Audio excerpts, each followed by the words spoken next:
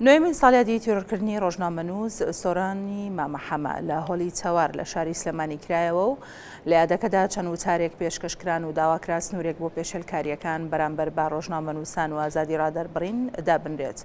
هەر لە ڕێوڕسمەکەدا خەڵاتی کەسایەتی سیاسی بەخشرایە سەلاحەدین دەمیرتاش هاوسەرۆکی هەدەپە و خەڵاتی شەهیدی قەڵەم بۆ ئازادی ڕۆژنامەگەریش بەخشرایە ڕۆژنامەنووسان مەسعود عەبدولخالق و ئاڵا لەتیف.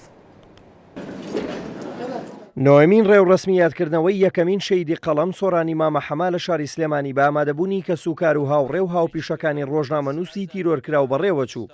لە ڕێوڕسمەکەدا ئەحمەد میرە سەنووسەری گۆڤاری لڤین وتارێکی پێشکەش کرد و تێیدا تاکیدی لە سەرداواکاریەکانی ساڵانی ڕابردوو کردەوە کە ئەویش بە سزاگەیاندنی ئەنجامدەرانی تیرۆرکردنی ڕۆژنامەنووس سۆرانی مامەحەمەیە.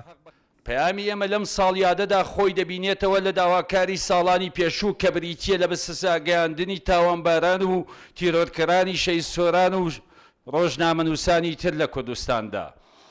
بەڕێزانی ئێمە چەندە ڕەش بینین بە باشبوونی دۆخی هەرێم و بە دیموکراسی بوونی دام و دەستگاکانی حکوومەت هەزار هێندەش گەشت بینین بەوەی ڕۆژێک چەتەکانی تیرۆر لە دادگای گەلدا دادگایی دەکرێن و ئێمە و کەسوکاری شەهیدانی قەڵەم هەناسەی ئاسوودەیی هەڵدەمژین.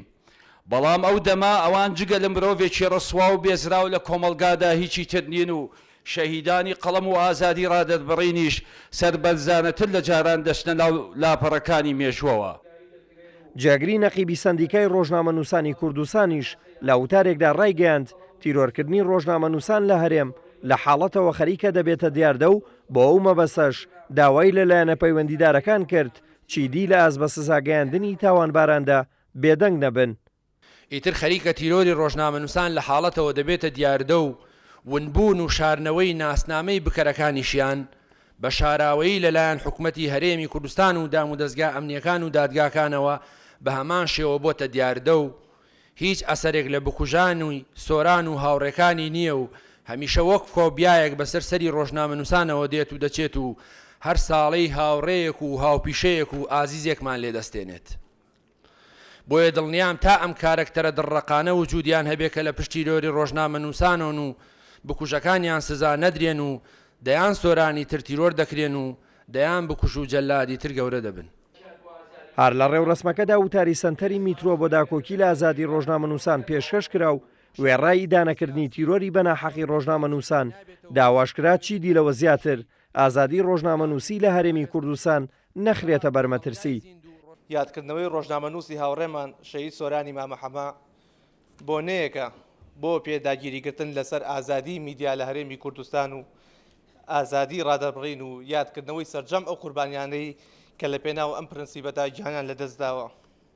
سەردەش عوسمان و عەبدولسار تاهیر شەریف و کاوە گەرمیانی و وەداد حسێن و ئەوانی تر. ئەمڕۆ لە کاتێکدا یادی 9 ساڵی شەیدی قەڵەم سۆرانی مامەحەمە دەکەینەوە دەسەڵاتی هێز و پارە دیمەنی میدیای لە هەرێمی کوردستاندا داگیر کردووە بەردەوامیش ئاستەنگ لە بەردەم میدیای سەربەخۆ ئەهلیدا دادەنرێت. ساڵانە لە ڕێوڕسمی یادکردنەوەی یەکەمین شەیدی قەڵەم سۆرانی مامەحەمەدا خەڵاتی شەیدی قەڵەم بۆ ئازادی ڕۆژنامەگەری دەبەخشێتە چەند ڕۆژنامەنووسێک. بۆ ئەم ساڵیش جیاواز لە خەڵاتی ئازادی ڕۆژنامەگەری خەڵاتی کەسایەتی سیاسی بنەماڵەی شەهید بەخشایە سەلاحەدین دەمیرتاژ هاوسەرۆکی پارتی دیموکراتی گەلان هەدەپ لە باکووری کوردستان و خەڵاتی ئازادی ڕۆژنامەگەریش بەخشایە هەر یەک لە ڕۆژنامەنووس مەسعود عەبدولخالق و ئاڵا لەتیف لە هەرێمی کوردستان.